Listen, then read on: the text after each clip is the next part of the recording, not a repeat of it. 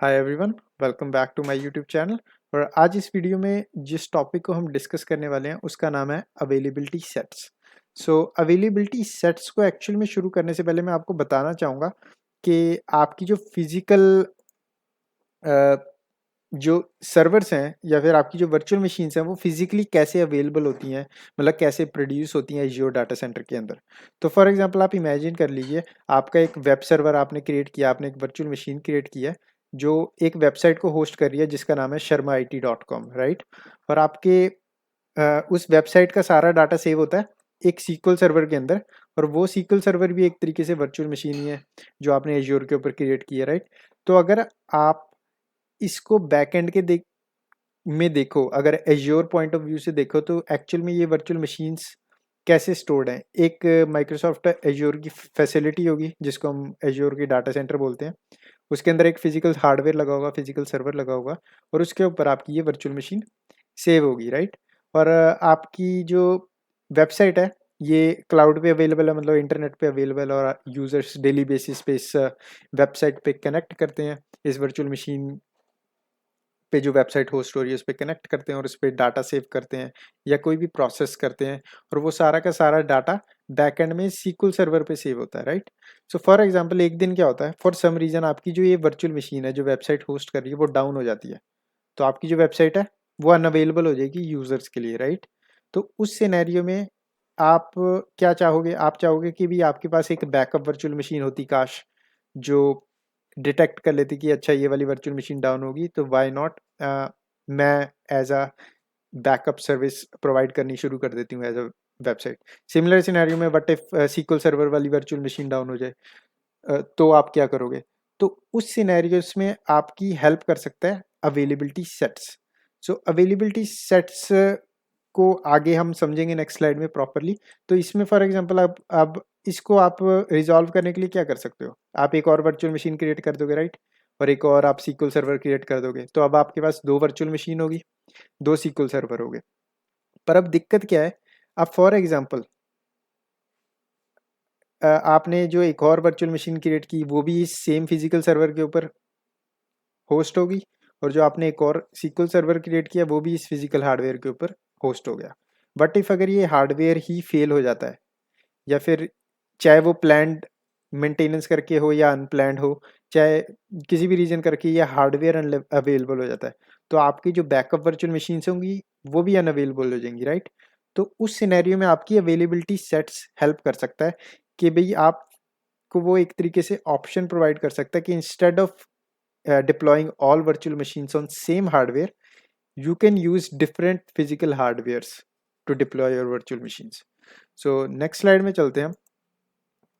तो जब हम अवेलेबिलिटी सेट्स की बात करते हैं तो हम बेसिकली बात करते हैं दो चीज़ों की, जो कि होते हैं फॉल्ट डोमेन और एक होता है अपना अपडेट डोमेन। Update domain. तो पहले फॉल्ट डोमेन को समझ लेते हैं। तो फॉर एग्जांपल ये एज्योर की फैसिलिटी है, ठीक है। और आपके पास फॉर एग्जांपल ये एज्योर की फैसिलिटी है, ये एज्योर का डाटा सेंटर है, ठीक है। और इसके अंदर ऐसे रैक्स लगे हुए हैं, फॉर एग्जांपल ये एक रैक लगा हुआ है, और देन ये आपके पास सेकंड रैक लगा हुआ है, ठीक है। इसके ऊपर आपने क्या किया, आपकी एक वेबसाइट है sharmaIT.com, आपने उसको एक वर्चुअल मशीन के ऊपर होस्ट किया हुआ है, राइट। तो आपने सोचा कि भाई अगर ये वाली वर्चुअल मशीन मेरी अनअवेलेबल हो जाए तो मैं क्या करूँगा, तो आपने क्या किया, आपने एक और वर्चुअल मशीन क्रिएट कर दिया एज अ बैकअप, ठीक है। तो अगर आपने अवेलेबिलिटी सेट यूज़ नहीं किया है और फॉर एग्जांपल वो दोनों वर्चुअल मशीन इस सेम रैक के ऊपर इंस्टॉल होगी, तो इस सेम रैक को एक इंडिविजुअल पावर सप्लाई पावर दे रही है और एक इंडिविजुअल स्विच या राउटिंग या स्विचिंग कर रहा है, राइट। बट इफ वो पावर सप्लाई फेल हो जाए या फिर आपका स्विच फेल हो जाए तो आपकी पूरी की पूरी दोनों virtual machines, both backup and primary virtual machine, unavailable हो जाएंगी, राइट। तो उस सिनेरियो में आप क्या कर सकते हो, आप फॉल्ट डोमेन का यूज़ कर सकते हो। मतलब कि अवेलेबिलिटी सेट्स के अंदर फॉल्ट डोमेन्स होते हैं, आप फॉल्ट डोमेन्स क्रिएट कर सकते हो। तो फॉल्ट डोमेन की तरीके से क्या होगा, आपने दो वर्चुअल मशीन क्रिएट की, एक वर्चुअल मशीन एक फॉल्ट डोमेन के अंदर आ जाएगी, दूसरी दूसरे फॉल्ट डोमेन के अंदर आ जाएगी।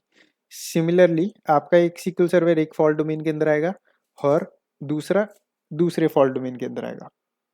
तो अब यहाँ पे ध्यान देने वाली बात क्या है कि फॉल्ट डोमेन से मेरा मतलब है ये फिजिकल रैक, तो ये एक फिजिकल रैक है और ये भी एक फिजिकल रैक है, ठीक है।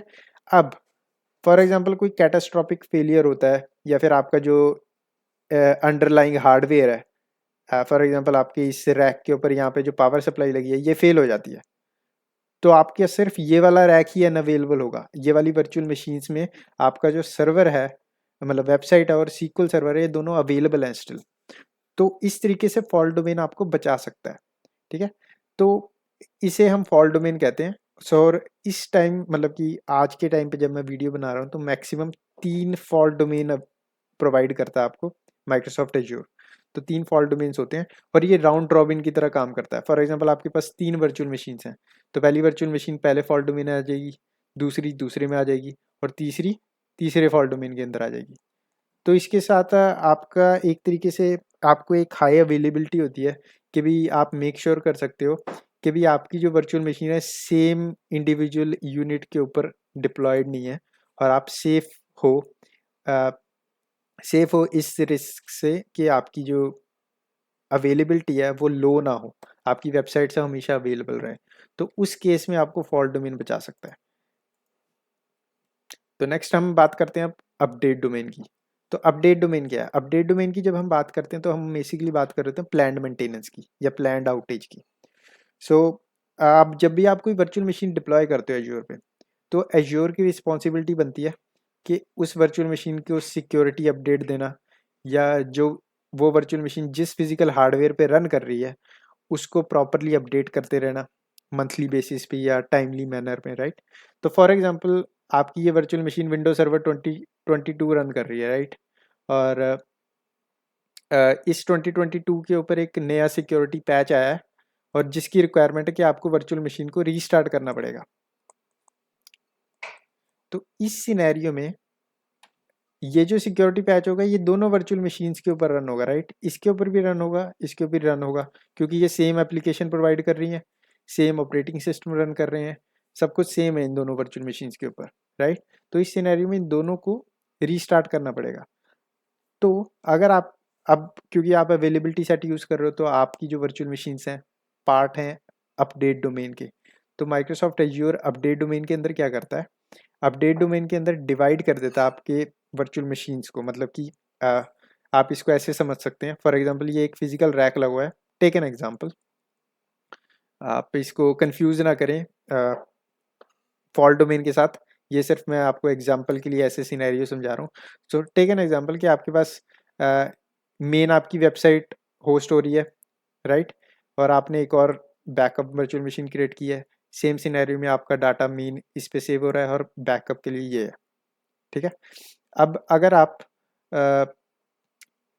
आपकी वर्चुअल मशीन इस रैक पे इंस्टॉल है, मतलब कि आपके दोनों वर्चुअल मशीन इस रैक पे इंस्टॉल्ड है और आपकी जो डाटाबेस है इस रैक पे इंस्टॉल्ड है, तो इसको आप रैक समझ सकते हो। ये एक फिजिकल रैक है, इसको आप रैक समझ सकते हो। अब अपडेट डोमेन में क्या होगा कि फॉर एग्जांपल कोई सिक्योरिटी अपडेट आता है कि ये वाली वर्चुअल मशीन है, इस पे सिक्योरिटी पैच करना है और इस सीक्वल सर्वर पे भी सिक्योरिटी पैच करना है। तो एज्योर क्या करेगा, एज्योर इसको कंसीडर करेगा ये एक अपडेट डोमेन पार्ट 1 का पार्ट है और ये अपडेट डोमेन का 2 का पार्ट है। तो एज्योर देखेगा, एज्योर सबसे पहले चेक करेगा इन वर्चुअल मशीन्स को दोनों को कि अच्छा भाई ये वर्चुअल मशीन्स हैं, ये किसी अवेलेबिलिटी सेट का पार्ट है। तो देखेगा हाँ ओके ये अवेलेबिलिटी सेट का पार्ट है। फिर वो देखेगा कि ये वाली वर्चुअल मशीन किस अपडेट डोमेन में आती है और ये वाली वर्चुअल मशीन किस अपडेट डोमेन में आती है। सो फॉर एग्जांपल ये दोनों आती हैं अपडेट डोमेन 0 में और ये दोनों आती है अपडेट डोमेन 1 में, राइट। तो एज्योर क्या करेगा, एज्योर सबसे पहले अपडेट डोमेन 0 को रीस्टार्ट करेगा। तो इससे क्या होगा, ये दोनों को एक साथ रीस्टार्ट नहीं करेगा, अगर दोनों को कर देगा तो कोई सेंस ही नहीं बनती। तो एज्योर क्या करेगा, अपडेट डोमेन 0 को रीस्टार्ट कर देगा।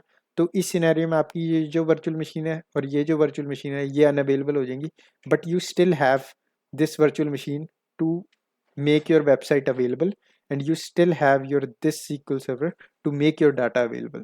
So एक बार ये वाली जब रीस्टार्ट होगी वर्चुअल मशीन, बैकअप और ऑनलाइन होगी दोबारा, तो उसके बाद अपडेट डोमेन 2 को रीस्टार्ट कर दिया जाएगा और इस तरीके से आपको बचा लिया जाता है किसी भी प्लैंड या अनप्लैंड आउटेज से। सो एज ऑफ नाउ जब मैं वीडियो बना रहा हूँ तो इस टाइम 20 मैक्सिमम अपडेट डोमेन मिलते हैं आपको। मैक्सिमम 20 अपडेट डोमेन्स आपको अवेलेबल होंगे एज्योर के अंदर। तो इस चीज़ का आप ध्यान रखें। और बाकी ये लिटिल बिट कंफ्यूजिंग है टॉपिक, तो आप इसको प्रॉपरली अगर ऐसे समझ सकते हैं कि अपडेट डोमेन का मतलब है कि या फिर अपडेट डोमेन की जब हम बात करते हैं प्लान मेंटेनेंस की, जब एज्योर इंटेंशनली किसी भी सर्विस को रीस्टार्ट करता है तो उसमें अपडेट डोमेन का रोल आता है। कि अपडेट डोमेन के अंदर ऐसे हुआ कि आपकी जैसे आपके पास 3 वर्चुअल मशीन है, सेम सर्विस प्रोवाइड कर रही हैं, सेम वेबसाइट प्रोवाइड कर रही हैं, तो वो तीनों डिफरेंट अपडेट डोमेन के अंदर आएंगी। ठीक है, और तीनों अपडेट डोमेन एकदम रीस्टार्ट नहीं किए जाएंगे। पहले एक को रीस्टार्ट किया जाएगा, फिर दूसरे को किया जाएगा, फिर तीसरे को किया जाएगा, ताकि सारी की सारी वर्चुअल मशीन्स अनअवेलेबल ना हो जाए। और जब हम बात करते हैं फॉल्ट डोमेन की, तो बेसिकली हम बात कर रहे हैं पावर फेलियर की या रैक फेलियर की। सो फॉर एग्जांपल ये पार्ट है फॉल्ट डोमेन 0 का और ये पार्ट है फॉल्ट डोमेन 1 का, और यहाँ पे ये सीक्वल लगा हुआ है। फॉर एग्जांपल ये सीक्वल सर्वर है और ये आपकी वर्चुअल मशीन है। ठीक है, और इन केस ये वाला जो रैक है ये फेल हो जाता है, जैसे इसके ऊपर जो पावर सप्लाई है वो फेल होगी, राइट, तो आपके पास स्टिल दूसरा रैक है जो आपको सर्विसेज प्रोवाइड करे। तो इस तरीके से ये कॉन्सेप्ट काम करता है फॉल्ट डोमेन और अपडेट डोमेन का। तो नेक्स्ट हम जानते हैं इसमें थोड़ी और चीज़ें, जैसे कि कुछ क्वेश्चंस होते हैं लोगों के कि भाई क्या हम जब अब अवेलेबिलिटी सेट यूज़ करेंगे उसकी कोई कॉस्ट होती है? तो नहीं भाई, इसकी कोई कॉस्ट नहीं होती। आप जब कोई वर्चुअल मशीन क्रिएट कर रहे होते हो तो आपको एक ऑप्शन मिलता है अवेलेबिलिटी का, उसके अंदर आप क्रिएट कर सकते हो एक अवेलेबिलिटी सेट और अपनी वर्चुअल मशीन को उस अवेलेबिलिटी के सेट का पार्ट बना सकते हो। तो इसकी कोई कॉस्ट नहीं होती, ये फ्री होता है। एक तरीके से अवेलेबिलिटी सेट एक तरीके से ग्रुपिंग है कि आप खुद डिफाइन करो एज्योर को, ओके मेरी वर्चुअल मशीन, इन दोनों वर्चुअल मशीन को सेम रैक पे इंस्टॉल मत करना भाई, अलग अलग पे करना। तो एक तरीके से आप सेट डिफाइन कर रहे हो एज्योर को, तो इसमें कोई कॉस्ट नहीं होती। पर इसके अंदर आपको एक चीज़ का ध्यान रखना है। फॉर एग्जांपल अब आपकी ये वेब सर्वर था, जैसे कि हम सिनेरियो लेके चल रहे हैं शुरू से कि ये वेबसाइट होस्ट कर रहा है sharmaIT.com। तो आपने देखा कि भी इसके बैकअप के लिए मैं एक और सर्वर क्रिएट कर देता हूँ जो सेम वेबसाइट होस्ट करेगा। ठीक है, और ये डिफरेंट फॉल्ट डोमेन के अंदर है, ये डिफरेंट फॉल्ट डोमेन के अंदर है। ठीक है, तो आपने ऐसे सेटअप किया हुआ है। अब एज्योर की रिस्पॉन्सिबिलिटी बनती है हाई अवेलेबिलिटी की, मतलब एज्योर की रिस्पॉन्सिबिलिटी है कि आपकी जो वर्चुअल मशीन है वो शट डाउन नहीं होने देगा, वो हमेशा अवेलेबल रखेगा। दोनों में से एक तो अवेलेबल रखेगा ही, ताकि क्लाइंट्स को ट्रैफिक मिलता रहे, क्लाइंट्स को अवेलेबिलिटी मिलती रहे सर्विस की, आपकी वेबसाइट दिखती रहे क्लाइंट्स को। तो वो रिस्पॉन्सिबिलिटी एज्योर की है। पर इस वेबसाइट में जैसे कि अब आप फॉर एग्जांपल ये सर्वर रन कर रहा है HTML की वेबसाइट, राइट, HTML का कोड रन हो रहा है इस पर, तो आपकी रिस्पॉन्सिबिलिटी बनती है जब आप नई वर्चुअल मशीन क्रिएट करोगे उस पर भी आपको HTML मैनुअली खुद कन्फिगर करनी पड़ेगी, या कोई तरीका ढूंढना पड़ेगा अपने आप से कि आप सारा डाटा इन दोनों के बीच में रेप्लिकेट कर सको। मतलब एज्योर रेप्लिकेशन की जिम्मेवारी नहीं लेता, आपको ये खुद करना पड़ेगा। तो इस चीज़ का आपको ध्यान रखना पड़ेगा। जैसे कि आप यहाँ पे पढ़ सकते हो, it is your responsibility to deploy virtual machine in a availability set and it is your responsibility to replicate data between virtual machines। तो इस चीज़ का आप ध्यान रखें। एज्योर का अवेलेबिलिटी सेट्स में काम बस इतना ही है कि आपकी जो मशीन्स हैं वो सेम रैक पे इंस्टॉल नहीं होंगी, या फिर सेम टाइम पे प्लान्डली मेंटेन नहीं होंगी, मतलब कि प्लान्डली रीस्टार्ट नहीं होंगी या शट डाउन नहीं होंगी। तो एज्योर का सिर्फ इतना काम है अवेलेबिलिटी सेट्स के अंदर। बाकी डाटा रेप्लिकेट करना आपकी जो रिस्पॉन्सिबिलिटी बनती है, वर्चुअल मशीन को क्रिएट करके उसको एक अवेलेबिलिटी पार्ट सेट का पार्ट बनाना भी आपकी रिस्पॉन्सिबिलिटी बनती है। तो ये चीज़ें कुछ आपको ध्यान रखने वाली हैं। तो ये था थियोरेटिकल वीडियो जिसके अंदर मैंने समझाया कि कैसे अवेलेबिलिटी सेट काम करता है और क्या क्यों ज़रूरत पड़ सकती है हमको अवेलेबिलिटी सेट्स की। नेक्स्ट पार्ट में मैं आपको मिलता हूँ जहाँ पे मैं प्रैक्टिकली करके दिखाऊंगा कि कैसे हम एक वर्चुअल मशीन को एक अवेलेबिलिटी सेट का पार्ट बना सकते हैं और किस सिनेरियो में एक वर्चुअल मशीन अवेलेबिलिटी सेट का पार्ट नहीं बन सकती। तो मैं मिलता हूँ आपको नेक्स्ट वीडियो में। इस वीडियो के लिए बस इतना ही। वीडियो अच्छी लगे तो प्लीज़ वीडियो को लाइक करें और चैनल को सब्सक्राइब करें। मैं मिलता हूँ आपको नेक्स्ट पार्ट में।